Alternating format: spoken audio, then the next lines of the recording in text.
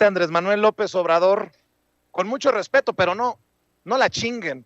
Ahí le voy a agregar yo, que no la chinguen, porque no hay inversión en Centroamérica y en Ucrania es donde se está gastando el dinero, la inversión Estados Unidos. Bueno, para hablar de este y otros temas, saludo a dos amigos de la casa, saludo al maestro, al sensei, escritor y analista político Ramiro Padilla Tondo. Querido Ramiro, te saludo con mucho gusto, ¿cómo estás? ¿Cómo estás, mi querido Vicente? Aquí listo para dejar la víbora chillando. Sobres, pues también saludo con mucho gusto al periodista, reportero en México de Actualidad RT y miembro de esta familia sin censura, Manuel Hernández Borboya. Querido Manuel, ¿cómo estás? Muy buenas tardes ya. Hola, ¿qué tal, Vicente? Ramiro, un saludo para los dos y un gusto estar aquí en la mesa. A ver, déjenme iniciar con esto que planteaba.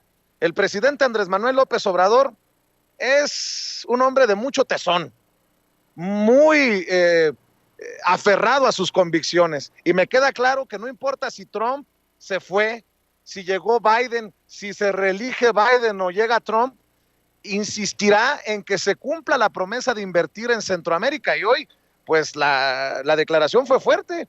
Invierten desde el Capitolio en Ucrania y se niegan a invertir en Centroamérica como ya se le había prometido. El presidente no es Peña Nieto, que se convirtió en tapete del gobierno de Estados Unidos, y si no, pues acuérdense de Luis Videgaray, que no salía de la Casa Blanca y de sus reuniones con Jared Kushner. No se les olvide que en algún momento desde Estados Unidos nos ordenaron expulsar al embajador de Corea del Norte por un diferendo entre Estados Unidos y Corea del Norte, y nos vimos en la penosa situación de expulsar al embajador de Corea del Norte desde nuestro país. Ahí sí que sin vela en el entierro, pero bueno, mi querido Ramiro Padilla Tondo, el presidente Andrés Manuel López Obrador, reafirmando su papel de jugador regional, de líder regional, querido Ramiro. Eh, la, la verdadera naturaleza de Estados Unidos ha sido siempre la del complejo militar industrial. El complejo militar industrial es el que determina dónde se invierte el dinero en el mundo. Es un jugoso negocio de 30,000 millones de dólares porque se reactiva, sobre todo en una recesión y en un proceso económico tan difícil que hay en Estados Unidos. Si nos atenemos obviamente a la historia, y hay que recordar que el concepto de república bananera nace de la idea que tiene Estados Unidos de colonizar y de poner y quitar gobiernos en Centroamérica, y ellos son causantes en gran medida de la gran crisis humanitaria que se vive en Centroamérica. Hay que recordar, por ejemplo, cuando el presidente guatemalteco Jacobo Arbenz quiso darle tierras a los campesinos guatemaltecos en detrimento de la United Fruit, ¿no? En Estados Unidos, y eso hizo que el gobierno de Estados Unidos eh, sacara del poder a Jacobo Arbenz. El ejemplo más cercano creo que es el de Manuel Zelaya en Honduras. Entonces, los Estados Unidos provoca una crisis humanitaria en Centroamérica, y cuando llegan los migrantes huyendo de la violencia, por la violencia que creó Estados Unidos en Centroamérica, se enojan y no los quieren dejar pasar, y luego nos echan la yuca a nosotros, los mexicanos, con nuestros hermanos centroamericanos, que es una soberana estupidez, porque nosotros y los centroamericanos básicamente llegamos a ser un mismo país. Las divisiones son artificiales y somos exactamente hermanos. Pero en el tema de la ayuda a Centroamérica, pues sí, es un tema de seguridad regional, como tú lo planteas, porque habría que entender que ya va siendo hora de que creemos una zona libre entre México y Centroamérica, y que nos ayudemos y que esa ayuda llegue. Obviamente la hipocresía de Estados Unidos está en su máximo esplendor, pero también hay que entender el factor económico de los Estados Unidos. A ellos les reditúa mucho, eh, reditúa mucho la idea esta de vender armamento, porque a eso se han dedicado toda la vida, a invadir y vender armamento, mi querido Vicente. Así es, Manuel Hernández Borboya, importante declaración del presidente a solo horas de que allá en Washington el propio canciller Marcelo Ebrard hablara de que México no será un lugar por el que pasen todos sin control. me llama poderosamente la atención. Mi lectura es que el gran interesado debe de ser Estados Unidos, el gobierno de Joe Biden, y que México es el aliado en esta situación de la migración que apuesta Andrés Manuel López Obrador a solucionar desde la raíz en Centroamérica. Sí, pues yo creo que hay varias aristas a nivel geopolítico para explicar esta declaración de Andrés Manuel López Obrador. Obviamente no es la primera vez que hace este señalamiento de que pues no han cumplido en Estados Unidos con los compromisos que habían adquirido y firmado, cabe resaltar, para apoyar económicamente a Centroamérica, pero también se da en un momento en el que Estados Unidos decidió excluir a Venezuela, Cuba y Nicaragua de la Cumbre de las Américas, que se va a realizar en Estados Unidos próximamente, y también se da justo unos días antes de que López Obrador inicie su gira por Centroamérica, precisamente. Entonces creo que estos tres sucesos de alguna manera tienen que ver con el pronunciamiento que ha realizado López Obrador, este señalamiento de Estados Unidos, que está completamente metido en su tema del conflicto en Ucrania. Siguen alentando y tratando de alargar lo más que puedan la guerra y el conflicto bélico en Ucrania, y que pues ha desatado toda una serie de consecuencias y efectos geopolíticos, entre ellos el alto nivel de inflación, que ya para el caso de Estados Unidos llama la atención, porque recordemos que esta hegemonía del dólar que ha tenido Estados Unidos pues desde prácticamente desde la Segunda Guerra Mundial, el término de la Segunda Guerra Mundial, y sobre todo a partir de la década de los 70s, pues le ayudaba a contener la inflación. Es decir, a diferencia de otros países como México, como Venezuela, como cualquier otro, si tú imprimes más moneda, iba a dispararse la inflación en tu país. En Estados Unidos, con el dólar, esto no ocurre, y la cantidad de dólares que imprimió Estados Unidos entre 2020 y 2021 fue una cosa tremenda, que cualquier otro país lo hubiera devastado completamente, y que aún a pesar de este truco mágico que tiene Estados Unidos de imprimir dinero sin que le genere inflación, pues ya se ven estos efectos también en la economía estadounidense, y también pues en el caso mexicano empieza a ser un tema que preocupa, y sobre todo por las amenazas y los focos de alerta de una crisis alimentaria. Entonces creo que hay varias aristas en todo este tema, y me parece bien que López Obrador haya hecho un llamado a Estados Unidos a que cumpla con los compromisos que ha adquirido. No en balde, el gobierno mexicano tuvo que cambiar su política migratoria respecto a Centroamérica, precisamente por la presión que ejerció en su momento Donald Trump, pero que se ha mantenido a lo largo de el mandato de Joe Biden, con quien recientemente también habló por teléfono López Obrador, y que se manejaron muchos de estos temas, ¿no? Entonces creo que es un llamado de atención por parte o un reclamo válido por parte del gobierno mexicano a compromisos que, para variar, no están cumpliendo desde Washington. Oigan, a ver, nuevamente el presidente Andrés Manuel López Obrador pone el dedo en la llaga. Bueno, en la mañanera se pone el dedo en la llaga sobre el tema de Carlos Loret de Mola, quien no solamente tendría una propiedad de 138 millones, sino que estaría afectando el abasto del sistema Cutzamala. Y bueno, pues allí en Valle de Bravo es donde tiene esta propiedad. Gracias, jefe, gracias, que Dios me lo bendiga. El presidente no está dispuesto, ni su equipo, a soltar el tema de Carlos Loret de Mola hasta que se llegue a las últimas consecuencias, y no sé cuáles sean esas últimas consecuencias, Ramiro.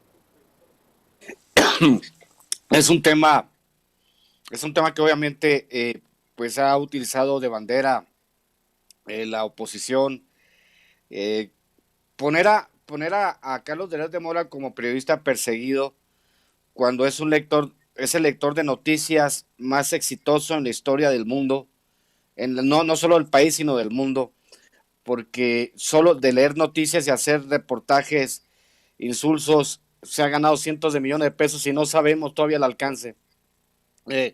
Es bueno que no se quite el dedo del renglón, pero también hay que entender que hay una lucha que va detrás de Carlos Loret y que tiene que ver con sus patrocinadores. ¿Dónde anda Silvano Aureoles, por ejemplo? El mensaje es, le pego a Loret, pero ustedes, sus patrocinadores, también están en la mira. Hay que recordar los 4.500 millones de pesos de contratos que le da por adjudicación directa Silvano Orioles a compañías ligadas a Roberto Madrazo, por ejemplo, ¿no? Loret va a pasar a la historia como un payaso trágico, un cuate que intentó hacer una fortuna a la crítica de López Obrador, quizá sea el que más haya ganado dinero de la crítica a López Obrador, como muchísimos de los periodistas que a sueldo que han hecho un modus vivendi de criticar al presidente, y hace bien el presidente no soltarlo, porque una cosa es el periodismo, como decíamos ayer, mi querido Vicente, el periodismo de a pie, las personas que arriesgan la vida, y otra cosa son estos periodistas hipermillonarios que intentan abusar del dinero del pueblo, porque en este caso, si te das cuenta de los contratos de Latinus con el gobierno estatal, es dinero extraído de nuestros impuestos para pagarle a él. Básicamente le estamos pagando a Loret para que nos mienta con dinero de nuestros impuestos, mi querido Vicente. Así es, y hablando de periodistas, la foto de Carlos Loret aparece en el muro de los lamentos de la oposición del PRIAN-RD, de esta alianza putrefacta de Claudio X González, querido Manuel Hernández Borbolla, pero también aparece el rostro de Carmen Aristegui. Ayer Carmen Aristegui daba una explicación que no resultó ser explicación, porque ya no supe si Carmen Aristegui repudiaba el hecho de que utilizaran su fotografía en un evento politiquero o estaba de acuerdo con lo que se decía en este evento politiquero del PRI, PAN y PRD, encabezando pues esta conferencia de prensa Lito Moreno, Marco Cortés y Jesús Zambrano. Si me permiten, déjenme rescatar las declaraciones de Carmen Aristegui ayer, que aclara que no le pidieron permiso, que no le avisaron que iban a usar su fotografía, pero no pide que la retiren, no se desmarca de lo que dicen los dirigentes del PRIAN-RD. Escuchemos.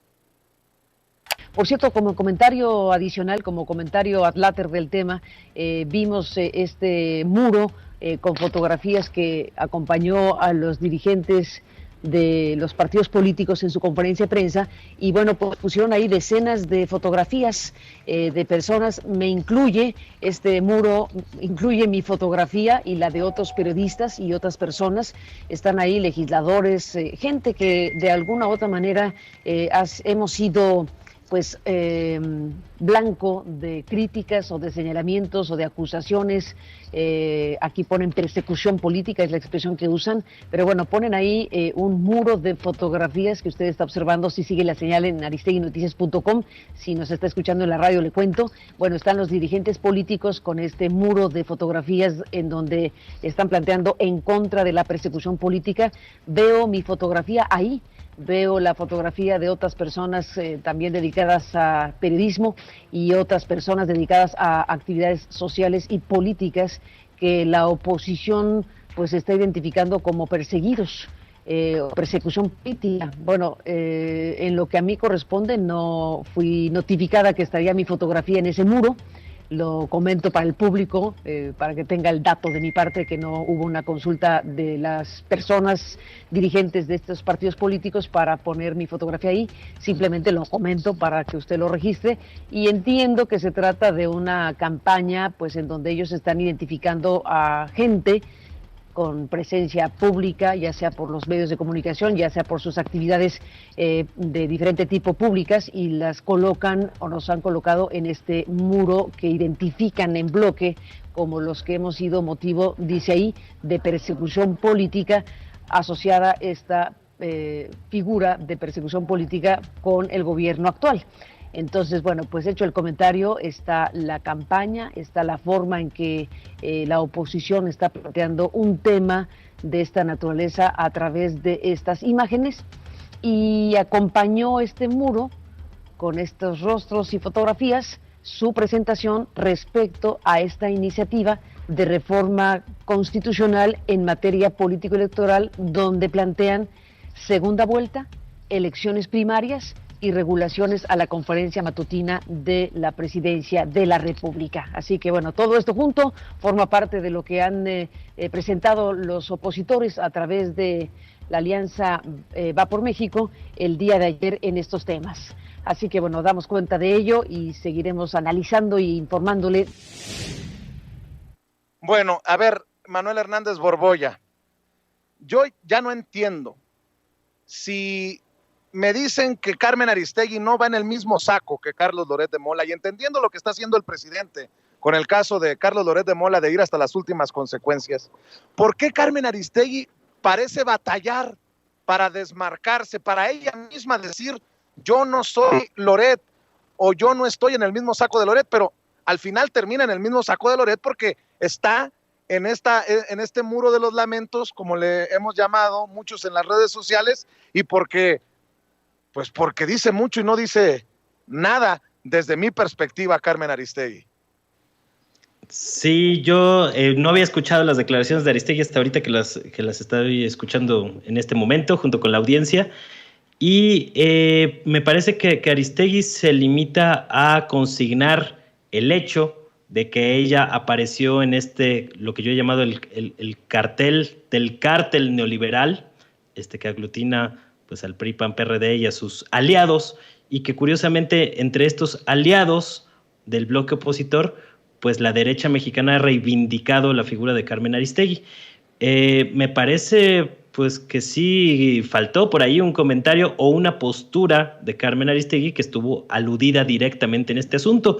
Es decir, queda ahí como sobre la mesa de si realmente Aristegui se asume como una perseguida política o no, si está de acuerdo o no con que se haya usado su imagen para este asunto. Eso no lo aclara. Normalmente dicen que el que calla otorga. Entonces, a diferencia de la manera en que le ha respondido a López Obrador cuando ha sido señalada directamente en las conferencias matutinas, ahora no vimos ninguna postura sobre este tema y sí llama la atención. O sea, desde luego creo que sí le faltó a Carmen Aristegui fijar postura sobre su opinión sobre este tema y que no la estamos viendo. Entonces, de alguna manera, a mí me llaman estos dos temas, ¿no? Cómo no se desmarca por completo de este asunto, como tampoco se han desmarcado Lorenzo Córdoba o Ciro Murayama, a pesar de que son consejeros electorales, y que pareciera que hay un intento de la derecha mexicana por decir, estos somos nosotros, los del bloque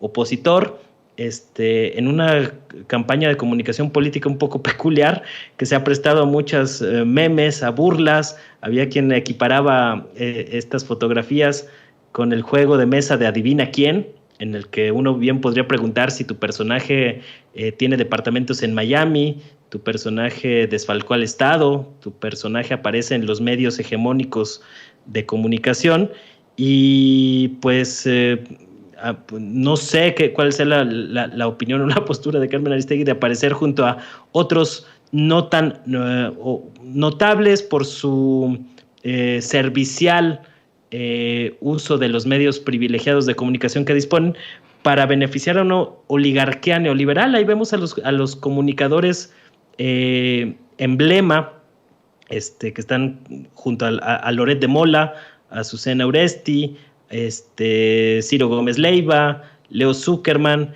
el mismo Chumel Torres, que también se acabó deslindando de su adorado PRIAN.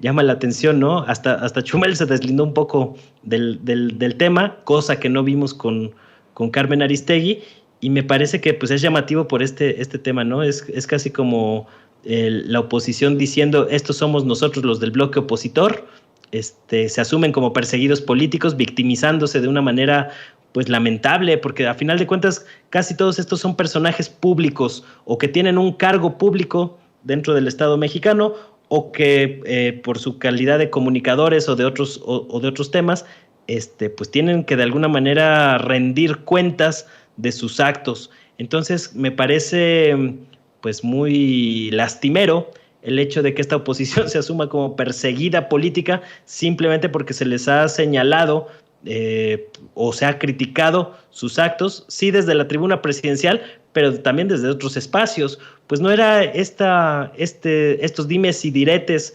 lo que necesitaba una democracia, ¿por qué los legisladores sí pueden señalar al presidente López Obrador y el presidente no puede señalar a los legisladores? ¿O por qué los comunicadores sí pueden criticar abiertamente, incluso con mentiras, al presidente de la República, y el presidente de la República no puede señalar de igual manera a estos comunicadores? Y en el caso, por ejemplo, de personajes como Loret de Mola, con una fortuna que sí es pues exorbitante y que no corresponde al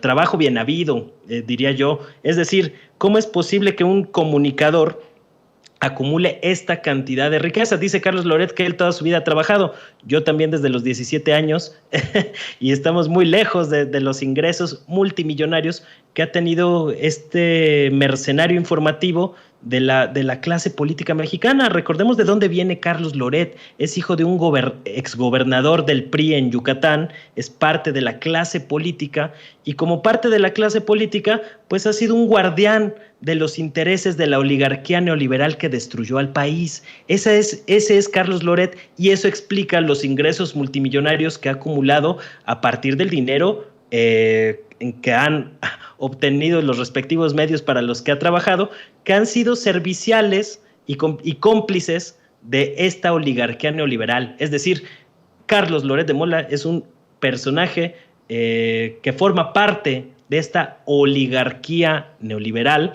que están pues muy molestos a partir del cambio de régimen político que hubo en México en 2018, y que esto explica pues pues las aceptaciones o los guiños que han hecho con los partidos políticos PRI, PAN, PRD, que durante años pues fueron el brazo político electoral de esta oligarquía neoliberal, que tenía varios tentáculos. Tiene su brazo económico y tiene su brazo mediático, en el cual la figura de personajes como Loret de Mola pues ha sido central. Esta hegemonía mediática pues ahora se pone en tela de juicio, y es algo que los tiene muy molestos, porque antes espacios como el que estamos ahora en Sin Censura pues no tenían la trascendencia, o no tenían como los espacios para llegar a un público y a un auditorio cada vez mayor, y esto les ha dificultado operar muchas de las mentiras y de las campañas propagandísticas que acostumbraban en los viejos tiempos, ¿no? Estos famosos montajes de los cuales Loret de Mola ha sido siempre un especialista. Y pues eso, son parte de un mismo grupo. Ahora sí que, como dice la canción, Loret de Mola y el PRIAN pues son uno mismo, ¿no? Así es, nada más para serle justos a la historia, es nieto de un exgobernador, mi querido Manuel Hernández Borbolla. Y en la última ronda, para cerrar, sí queremos justicia por la tragedia de la línea 12 del metro. Creo que no hay un mexicano, una mexicana que diga que no está de acuerdo con que se indemnice a los familiares de las víctimas, se les muestre respeto haciendo justicia.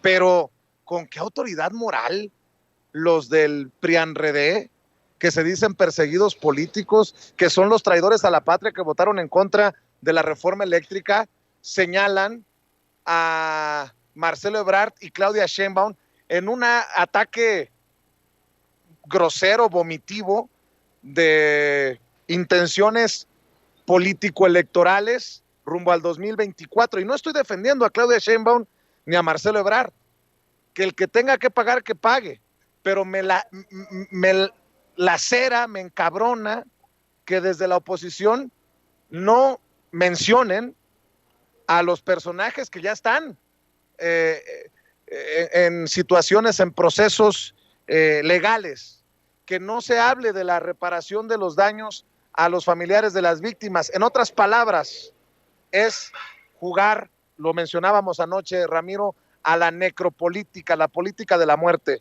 Dame tu reflexión para cerrar. Pienso en esto y ayer, como tú y yo lo comentábamos, estábamos pensando en las responsabilidades, y obviamente nosotros no somos tapaderas de nadie, y si Marcelo Ebrard tiene que pagar un precio, que lo pague; si Claudia tiene un precio que pagar, que lo pague. Pero en la misma proporción, Miguel Mancera tiene que pagar un precio, y sobre todo esta basura amarilla del Sol Azteca que se llama PRD, que nadie menciona, y que eran los que gobernaban, bajo las siglas del PRD gobernaban en la construcción de la línea 12 del metro. Entonces el PRD tendría que ser responsable también, tendrían que salir Jesús Zambrano y los chuchos a hablar de su parte de la responsabilidad porque ellos gobernaban. El problema es que es muy fácil focalizar un problema, obviamente la oposición va a decir Claudia Sheinbaum y Marcelo Ebrard y Miguel Mancera y el PRD, o sea, hay que repartir las culpas como se deben de repartir y hay que saber en qué porcentaje les toca a cada quien. A mí me parece absolutamente ridículo que esto lo utilicen de golpeteo para tratar de descarrilar las candidaturas de Marcelo Ebrard y Claudia Sheinbaum. Yo le pregunto a la oposición, ¿y si ninguno de ellos es candidato en el 2024? ¿Qué va a pasar? Nosotros tenemos desde la izquierda como 8 candidatos, usted no tiene la mitad de uno. Entonces, sí, lo que propone Claudia, la justicia reparatoria, reparar el daño a las familias, me parece muy bueno porque no se puede hacer nada, no puedes cambiar al pasado. Entonces, lo mejor es tratar de llegar a un buen acuerdo con las familias y tratar de darle vuelta a la página, sobre todo porque pues solo beneficia el golpeteo político a los panistas que van y llevan ofrendas florales al lugar de los hechos, pero yo estoy esperando que los panistas lleven ofrendas florales a los niños de la guardería ABC, a los miles de niños que quedaron huérfanos por la guerra de Calderón, a los más de 80,000 desaparecidos en el país. Como tú dices, necropolítica. Necropolítica es ver la paja en el ojo de tu enemigo, pero no ver la viga en el tuyo, mi querido Vicente. Y ya hemos advertido aquí, para también la reflexión final, Manuel Hernández Borbolla, que lo peor está por venir, lo peor de las campañas politiqueras, lo peor de los ataques, lo peor de lo peor, por las 6 elecciones en 6 estados este año, por las 2 elecciones el próximo, por el 2024, creo que sí, es importante escuchar las voces de quienes exigen justicia, pero entender que estos políticos fueron a presentar las ofrendas florales sin los familiares de las víctimas en un acto meramente politiquero, insisto.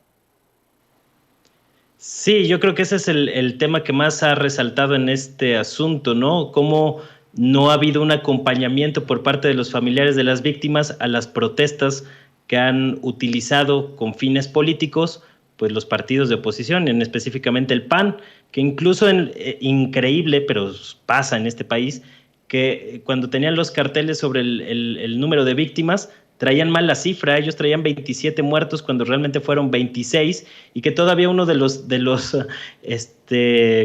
pues manifestantes panistas que estaban ahí protestando por este asunto, decían que no importaba, que pudieron haber sido 30 de cualquier manera, ¿no? Entonces, esto te habla del desinterés y de la manera en que estos personajes pues han tratado de montarse en una tragedia terrible para lucrar políticamente, que es lo único que les interesa. No les interesa el bienestar de las personas, no les interesa la situación de los familiares de las víctimas, sino les interesa simplemente el golpeteo político, y eso es lo que hemos estado viendo. A mí sí me ha llamado la atención el grado de operación política que logró López Obrador con este asunto. No hemos visto, o al menos yo no he visto, manifestaciones muy grandes o muy sonoras de los familiares de las víctimas, que en general, pues según pude ver algunos testimonios en estos últimos días, están medianamente de acuerdo con la propuesta de reparación de daño que han implementado las autoridades, y que fue una operación política de Andrés Manuel López Obrador, del presidente, con Carlos Slim, con Claudia Sheinbaum, muy al principio de la crisis, y que sí logró atajar pues esta situación, porque no era un tema menor este asunto de la línea 12 del metro, pero digamos políticamente le resultó muy pues que lograron el cometido de atender adecuadamente a las víctimas, y esto desinfló el tema, ¿no? Que tratan de alimentar y de mantener vivo con fines políticos por parte del bloque opositor. Pero pues nomás no le encuentran cómo mantener vivo este tema en la palestra mediática, ¿no? Y sobre todo cuando hay muchas inconsistencias. Se habla mucho del papel de Ebrard, por ejemplo, en este tema, que fue a final de cuentas el gobernante que construyó la obra. Se habla de la protección que podría estar recibiendo las empresas de Carlos Slim, se habla del papel de Claudia Sheinbaum en la investigación, pero en el bloque opositor se callan totalmente pues, el papel que ha jugado Miguel Ángel Mancera, que muy cómodamente está nadando de muertito en su curul ahí en el Senado, por parte del PRD, de la misma manera que nadó de muertito 6 años en su gestión como jefe de gobierno en la Ciudad de México.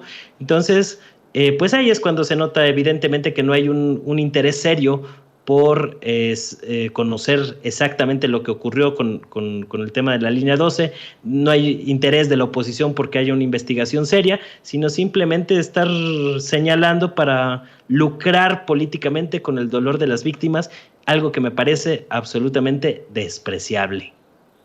Asqueroso. Mi querido Manuel Hernández Borboya, ¿por qué no cerramos invitando a la gente para que te siga en tus esfuerzos, en tus trincheras independientes, tanto en YouTube como en otras redes sociales como Twitter?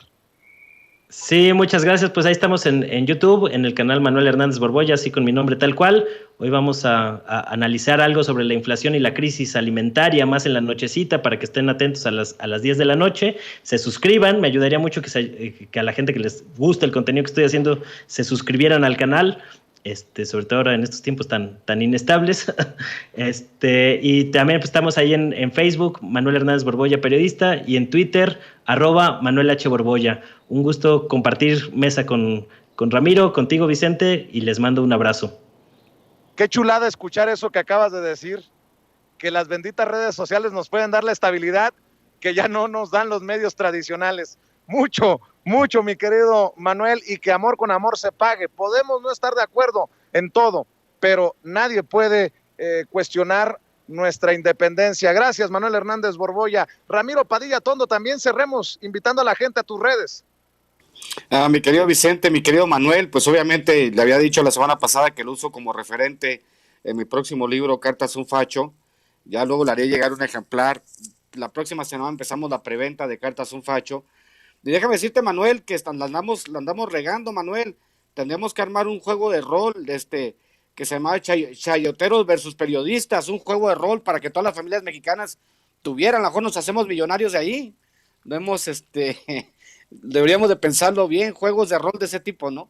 Bueno, pues @Ramiro Atondo, @Chairo Ilustrado. Nos vemos esta noche en Chaironomics, el programa de economía de Chairos. Y pues seguiremos en todos los espacios luchando, contando nuestra historia. Y ya voy a empezar mis columnas editoriales en mi canal de YouTube para que lo esperen hoy. Voy a empezar con la primera. Les mando un abrazo, mi querido Manuel y mi querido Vicente. Gracias, Ramiro. Gracias, Manuel. Estamos al pendiente.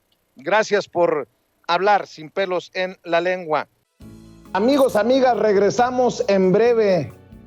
Pero mientras seguimos hablando sin pelos en la lengua, sin censura, usted puede suscribirse a nuestros 3 principales canales en YouTube. Sin Censura Media, en donde tenemos más de 1.600.000 suscriptores. Sin Censura TV, en donde tenemos más de 1 millón de suscriptores. Y en Sin Censura Presenta, en donde queremos llegar muy pronto a los 100,000 suscriptores. Si usted ya está inscrito en Sin Censura Media, suscríbase en Sin Censura TV. Si ya está suscrito en Sin Censura TV y Sin Censura Media, suscríbase a Sin Censura Presenta. Recuerde que es gratis, no tiene que sacar un solo centavo de su bolsillo para apoyarnos. Dele clic en la campanita para que los señores y señoras de YouTube envíen las notificaciones cuando estemos transmitiendo en vivo y en directo o estemos subiendo videos. También nos puede seguir en Twitter en @Vicente Serrano y hasta en Instagram.